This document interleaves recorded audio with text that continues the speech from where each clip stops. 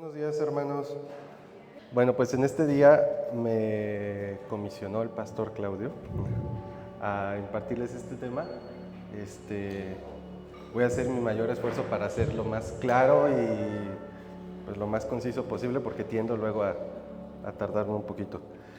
El tema de hoy, que en la secuencia que llevamos de la serie de El Dios no conocido, sería el capítulo 9, la trascendencia e inmanencia de Dios. Vamos en orden, el listado lo pueden encontrar en YouTube, buscándolo así como El Dios no conocido. Esta sería la clase 9. Ahora bien, para comenzar a explicar la parte de la trascendencia de Dios, en esta ocasión yo me apoyo en dos versículos. El primero es Romanos 11, del 33 al 34, que dice: Oh profundidad de las riquezas, de la sabiduría y de la ciencia de Dios, cuán insondables son sus juicios e inescrutables sus caminos. Porque, ¿quién entendió la mente del Señor? ¿O quién fue su consejero?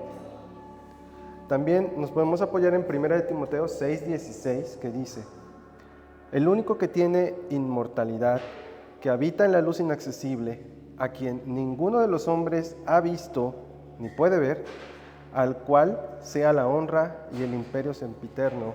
Amén. Estos versículos nos dicen que Dios es invisible en espíritu. Por esa razón es inalcanzable en un sentido en que el hombre pecador nunca lo ha visto y nunca podrá ver la plenitud de su gloria. Ahora, para ir como desmenuzando un poquito a qué se refiere con la trascendencia, tenemos que ver el significado de trascender, esto quiere decir, trascender quiere decir estar por encima, elevarse más allá o estar más allá. Ahora, esta serie de palabras, como por encima o cuando dices Dios está más allá, realmente lo que hacemos con esta definición, tratando de definir la trascendencia, es una analogía. Una analogía es una relación de semejanza entre cosas distintas. Eso es una analogía. Es un razonamiento que nosotros hacemos basados en la existencia de atributos semejantes en seres o cosas diferentes. O sea, tratamos de alguna manera de hacer un símil para que nosotros lo podamos entender. Como seres humanos que vivimos en este mundo, necesitamos hablar con analogías para entender ciertas cosas que están fuera de nuestro alcance. Cuando decimos que la trascendencia de Dios está por encima de, no nos referimos a distancias astronómicas ni a magnitudes físicas, es simplemente conceptos que estamos tratando de implementar para de alguna manera acercarnos al significado de trascendencia que tiene Dios. Siguiendo esta línea de pensamiento, Dios nunca piensa en el tamaño de algo, porque Dios contiene todo. Él jamás piensa en distancia, porque Dios está en todos lados. Y Dios no necesita ir de un lugar a otro, Él no necesita trasladarse, porque la distancia no significa nada para Él. Entonces, a la luz de esto, como que hacer esas aseveraciones que Dios está por encima de, como que no suena del todo correcto, no es de todo exacto, pero es que es una analogía, es la manera en la que lo podemos explicar. Nosotros, los seres humanos, utilizamos este tipo de expresiones, las analogías, para ayudarnos a pensar. Esto es por un fallo de nosotros, es una falta de alcance de nuestra capacidad. Necesitamos esas analogías para poder pensar, para ayudarnos a pensar. Son analogías, son algo como ilustraciones. Ahora, para que esto quede un poquito más claro, nos ponen este ejemplo. Es una historia, es la analogía de la niña perdida en la montaña. Entonces el panorama es el siguiente. Una niña pequeña se pierde en la montaña. Una niña de 3 años, de 4 años, es una niña muy pequeña. ¿Cuánto puede pesar? No sé, unos 20, 25 kilos. La historia es así como muy americana, o sea, van de día de excursión, un campamento, a un parque ecológico famoso. La niña pues se distraen los papás, la niña es inquieta, y pues se pierde.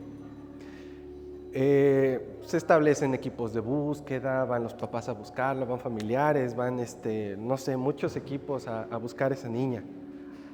En lo que concierne a este mundo, o sea, si tú no encuentras a esa niña, en lo que concierne a este mundo, ella podría desaparecer y el mundo, jamás sabría que ya no está.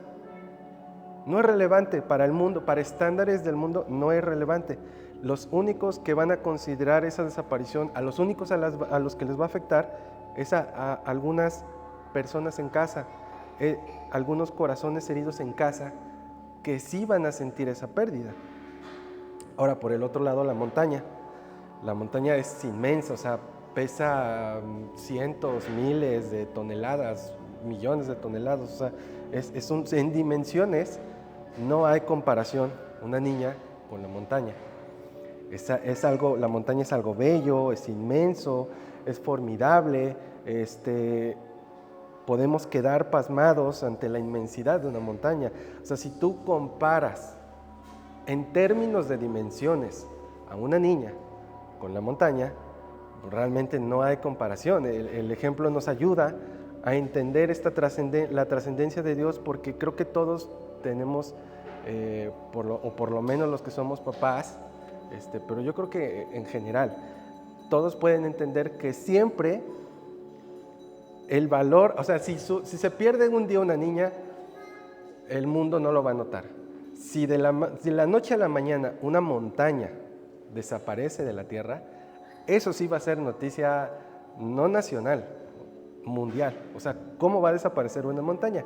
Sin embargo, para nosotros, para el ser humano, para las personas, principalmente las que son papás, si se desaparece una niña, es un evento trascendental. Es algo que no puedes omitir, que jamás lo vas a olvidar. Esto es una analogía. ¿Cómo valoraríamos más a una niña en esta situación que a una montaña entera, la cual está llena de minerales, de riquezas, es territorio que puedes habitar, es territorio que puedes cultivar?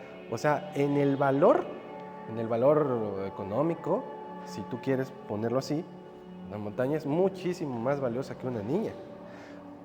Pero para eso son las analogías, son tomadas del mundo que nos rodea. Cada etapa de la vida nos da herramientas con las cuales podemos pensar. Con tu crecimiento, con tu avance en el aprendizaje, te vas haciendo de esas herramientas y esas herramientas son las que te ayudan a pensar. La niña resulta más trascendente para nosotros que la montaña, del mismo modo que Dios trasciende.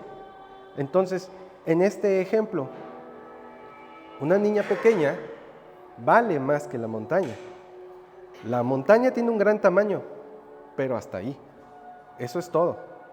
La montaña carece de todo lo que Dios valora.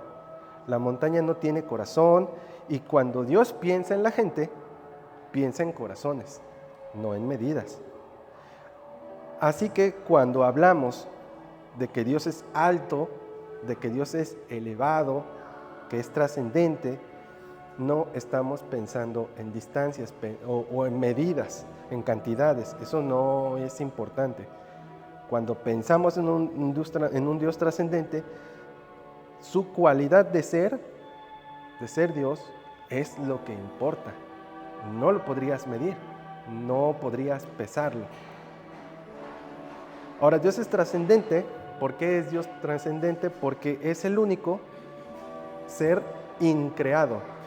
O sea, si existe esa palabra, la busqué, es increado, o sea, que no fue creado. O sea, Él no tiene un comienzo. Existe por sí mismo.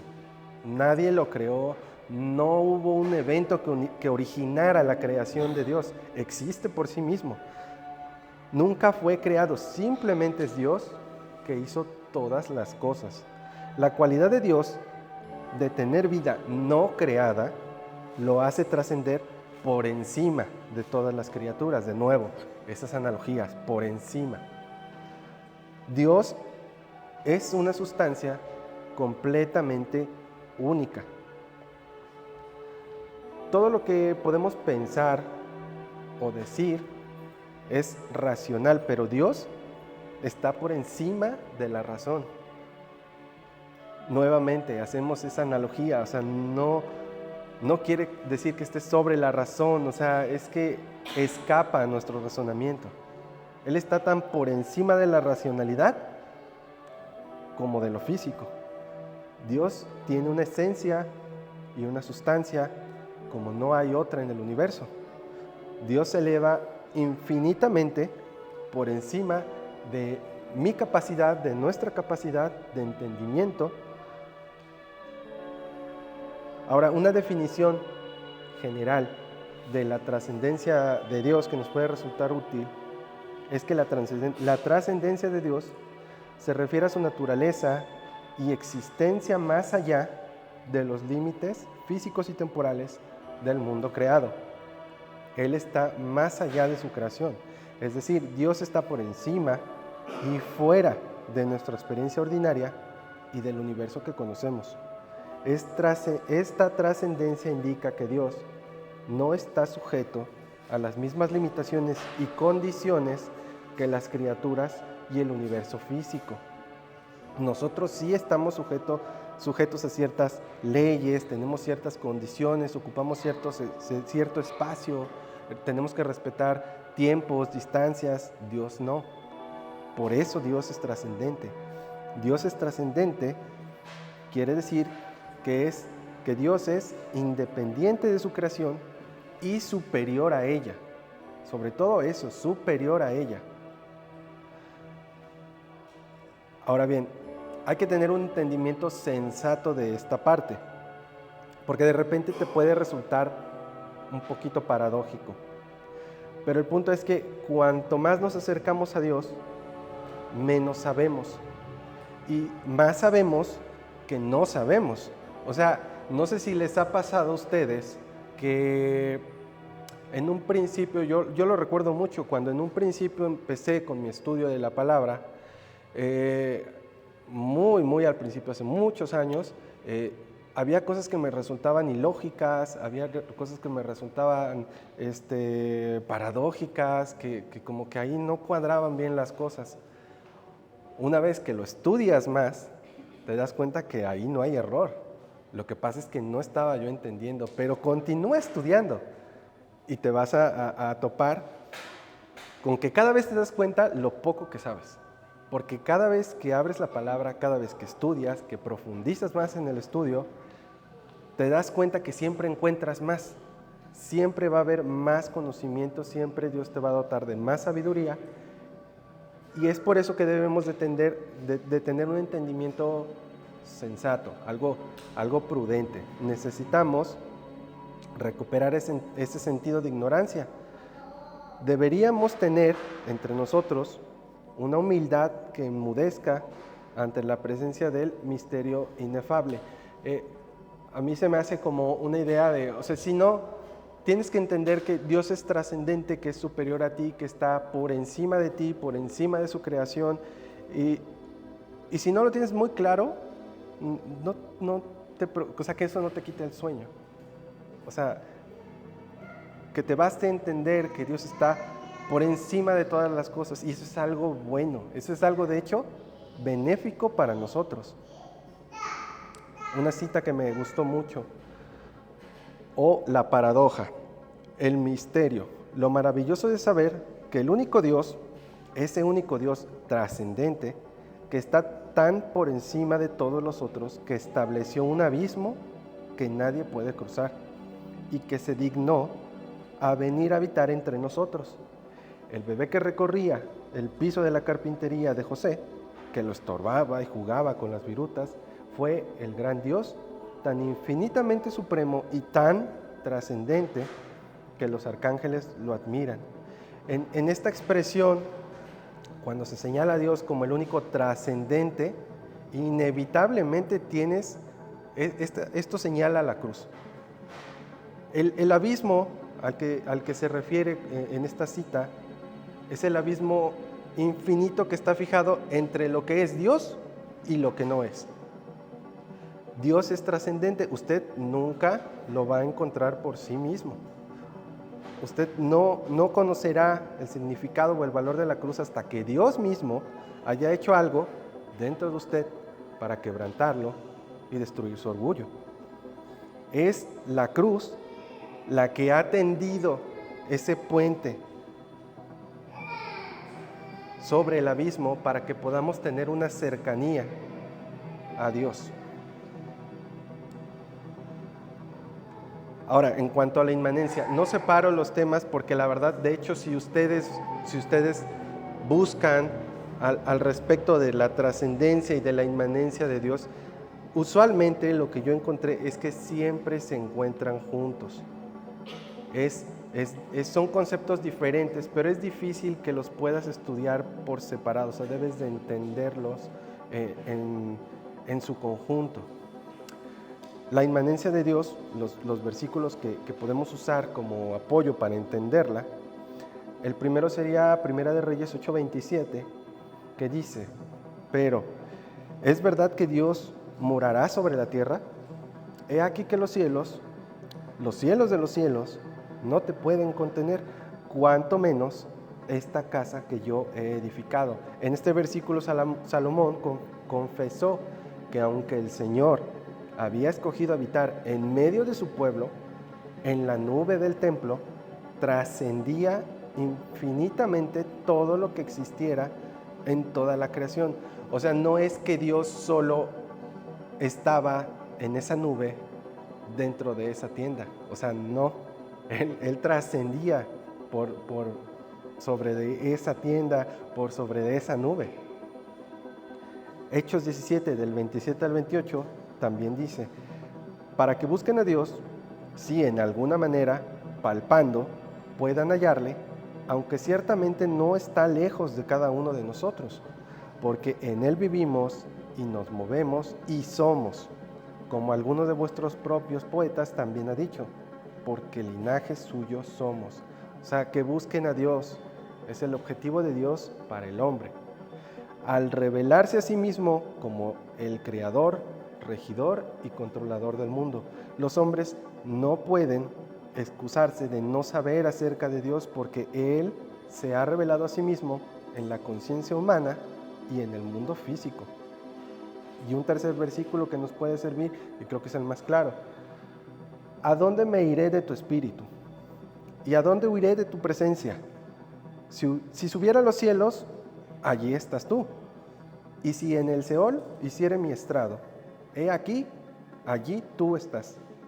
Si tomare las alas del alba y habitare en el extremo del mar, aún allí me guiará tu mano y me asirá tu diestra.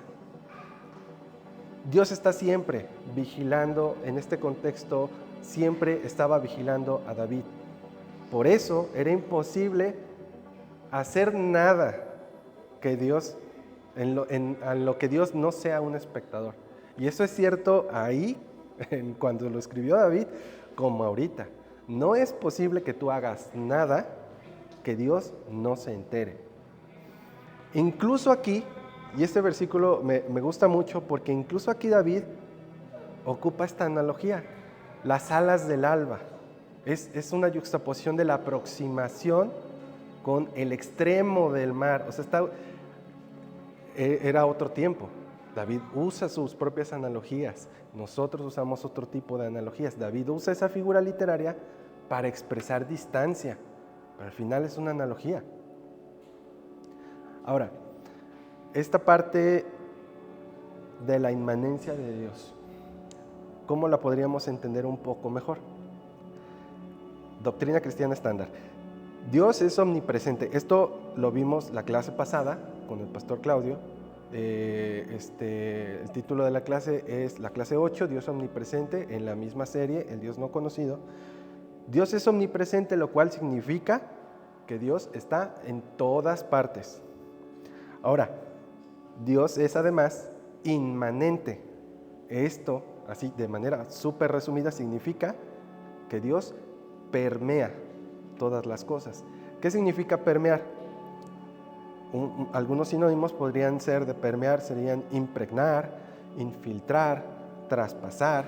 O sea, que Dios permea todas las cosas, quiere decir que Dios penetra todo, aunque Él contiene todo. Una forma práctica de explicarlo y que yo creo que, bueno, a mí me resulta como más sencillo de comprender, es el ejemplo del balde hundido en el océano. ¿Qué hace un balde hundido en el océano? El balde hundido en las profundidades del océano está lleno del océano, pero es que además ese balde está rodeado por el océano, ese balde está en el océano, o sea, el océano está dentro del balde, pero también el mismo balde está dentro del océano. Esa es la mejor ilustración que podemos ver para ejemplificar cómo Dios mora en su universo y sin embargo el universo mora en Dios. ¿Por qué viene a ser importante estudiar la inmanencia de Dios? Bueno, aquí a lo mejor me salgo un poquito del tema, pero yo espero que no mucho. Así muy a grandes rasgos y muy escuetamente explicado. El infierno es para los que son diferentes a Dios.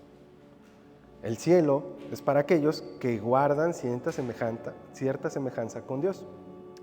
Entonces, para aquellas criaturas que son semejantes a Dios, el cielo es su lugar. Ahí pertenece su naturaleza. ¿Qué necesitamos nosotros? Evidentemente necesitamos reconciliarnos con Dios. Y esta reconciliación está asegurada con 3 actos divinos. El primero sería la expiación, que de nuevo no es la clase, yo creo que ya lo vimos o estaremos por verlo, pero así nada más a grandes rasgos, la expiación es obra de Cristo, es su acto en la cruz. Y es bien importante que entienda usted que esa expiación es algo que ocurre externo a nosotros. Ni usted ni yo tuvimos nada que ver en eso. No tuvo lugar dentro de ninguno. Eso fue algo totalmente externo. La lanza fue al costado de Jesús. El sufrimiento lo sufrió Jesús. Los clavos estuvieron en sus manos y en sus pies. O sea, ahí, en ese tema, nosotros no tuvimos nada que ver para poder obtener esa expiación. Ahora, el segundo acto divino, la justificación. Eso es lo que declara justo al pecador. También es un acto externo, no tenemos ahí nada que ver, no hay contacto. Es algo legal, es que judicialmente somos libres, estamos declarados inocentes ante la ley. Y el último acto, la regeneración. Esta tiene lugar al mismo tiempo que la justificación. Es difícil, sería muy difícil separar la justificación de la regeneración. Cuando Dios justifica a una persona, también la regenera. Por eso es difícil separarlo, pero sí son conceptos diferentes.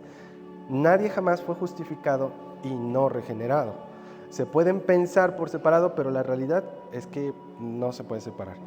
La regeneración sí tiene lugar en la vida de una persona. La expiación no, la justificación tampoco, pero la regeneración sí. Eso sí tiene lugar en la vida de una persona.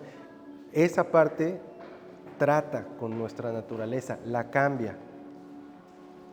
Segunda de Pedro 1:4 dice, por medio de las cuales nos ha dado preciosas y grandísimas promesas para que por ellas llegaseis a ser participantes de la naturaleza divina, habiendo huido de la corrupción que hay en el mundo a causa de la concupiscencia.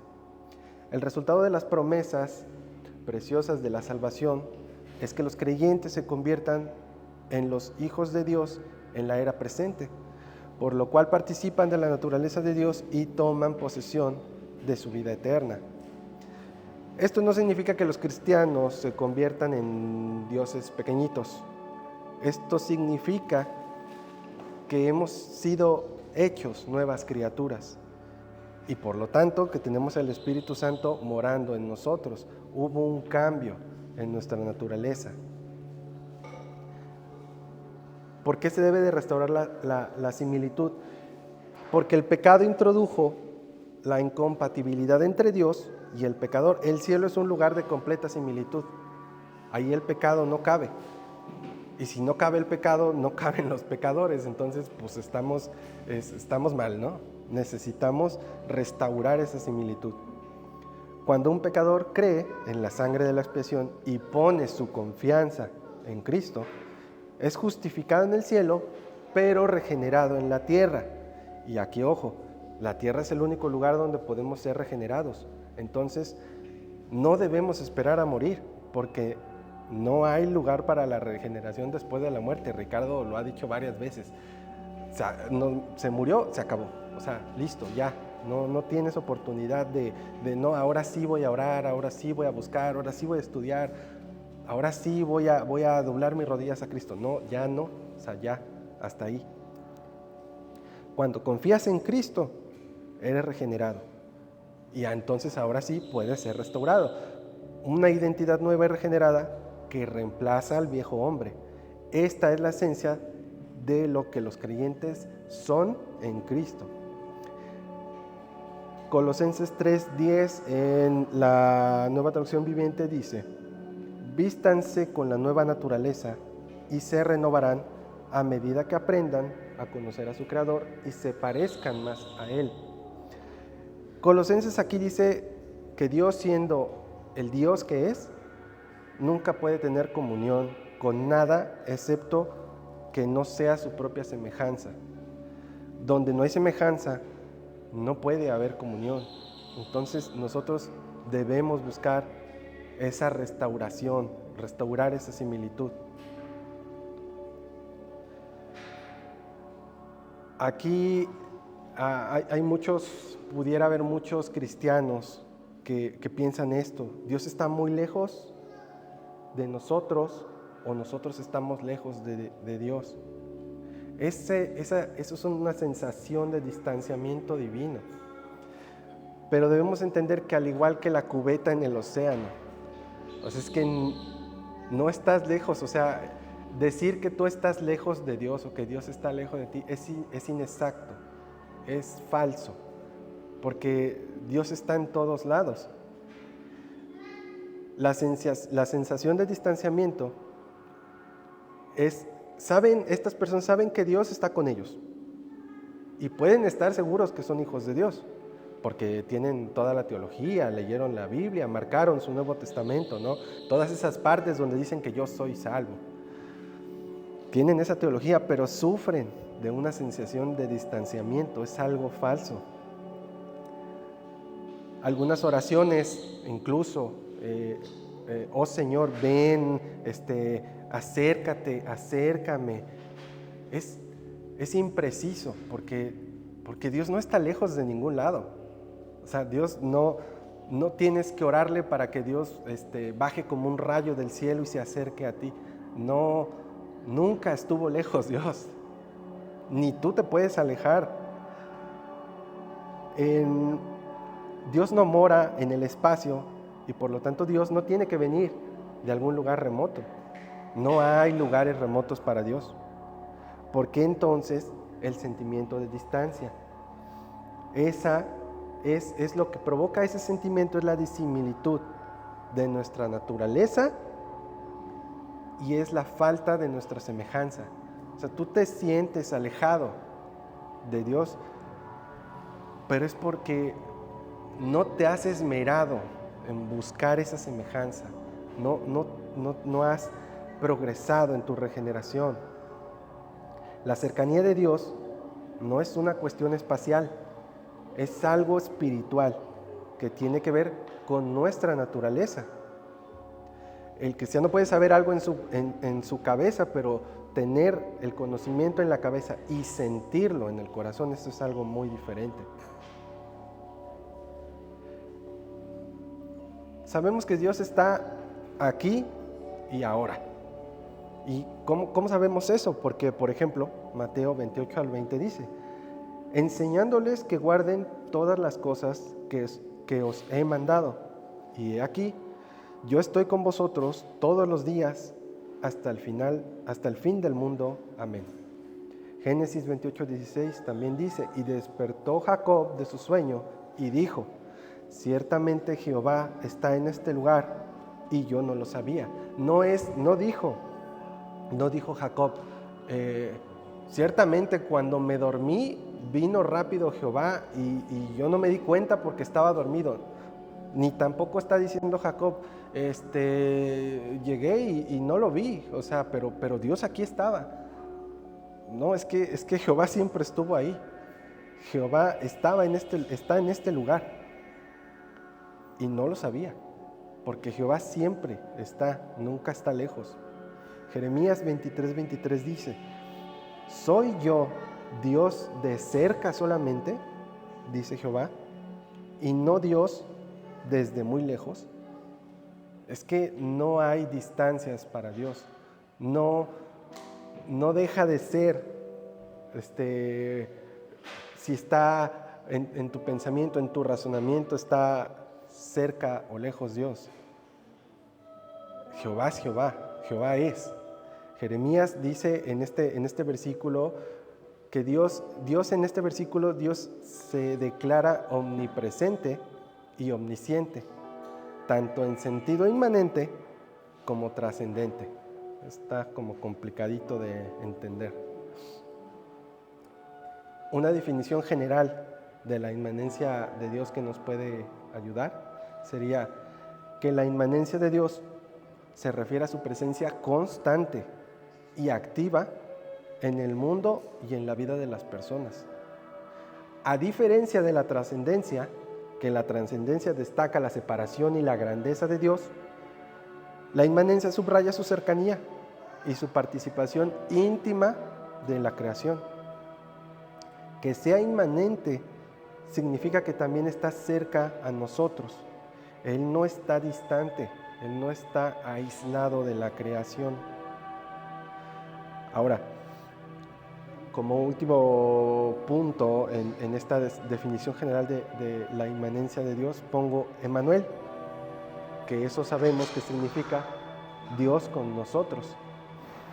Esto lo sabemos porque en Mateo 1:23 dice: he aquí, una virgen concebirá y dará a luz un hijo y llamará su nombre Emmanuel, que traducido es Dios con nosotros. Una de las demostraciones más palpables de la inmanencia de Dios es su encarnación, donde Dios se hizo carne y sangre y se hizo uno de nosotros.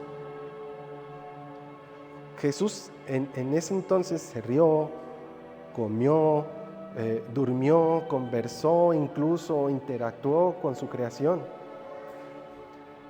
¿Cómo podría un Dios estar más cerca que eso? En una anotación que me pasó el pastor Claudio, él dice: la trascendencia y la inmanencia son dos atributos que se hacen posibles en Cristo. Ciertamente Dios fue cercano, pero nunca fue tan claro como el día que habitó entre nosotros. Y aquí hay una cita de Packer que me gustó mucho al respecto de este tema. El Verbo se había hecho carne, un ser humano real y verdadero. No había dejado de ser Dios. No era menos Dios entonces que antes, pero había comenzado a hacerse hombre. No era ahora Dios menos algunos elementos de su deidad, sino Dios más todo lo que había hecho suyo al tomar sobre sí la humanidad. O sea, no dejó de ser Dios, pero es que es un Dios inmanente, es un Dios cercano, es un Dios trascendente, está por encima de nuestro conocimiento, todo lo penetra, todo lo impregna. Entonces, entender la trascendencia y la inmanencia de Dios nos va a ayudar a nosotros a confiar más en Él. No hay nadie por encima de Él, no hay cosa alguna que se le escape. No hay situación difícil que estés viviendo que a Él se le pasó por alto. Él lo vio todo, Él lo impregnó todo, o sea, no hay forma de escapar de ese dominio. Eso es pues, no sé, a lo mejor algún delincuente, algún ladrón, para Él sería algo malo, porque todo eso malo que está haciendo, pues Dios te está viendo y no hay forma de que lo ocultes. Pero para nosotros eso es algo sobrecogedoramente bueno, porque no existe camino, sendero, por más perdido que estés, y yo he estado muy perdido en el monte, no hay forma de que te escapes de su presencia. No hay modo de que tú te alejes tanto o te metas tanto a la oscuridad que Él no pueda verte. Estamos completamente a la vista de Dios. Y eso es algo bueno. De ahí la importancia de estudiar estos, porque son 2 atributos de Dios. Cuando me pidió el pastor Claudio que pudiera compartirles este tema, me dijo, está fácil, realmente no. Y sí, ya me di cuenta que sí. Es sencillo de alguna manera entender las definiciones, ¿no? Esa parte pues no tiene mucha complicación. Pero si tú razonas, si tú piensas un poquito más, todas las implicaciones que estos dos atributos tienen, se vuelve mucho más complicado. Pero también te llena mucho de esa seguridad, de esa seguridad que solamente en Dios puedes encontrar.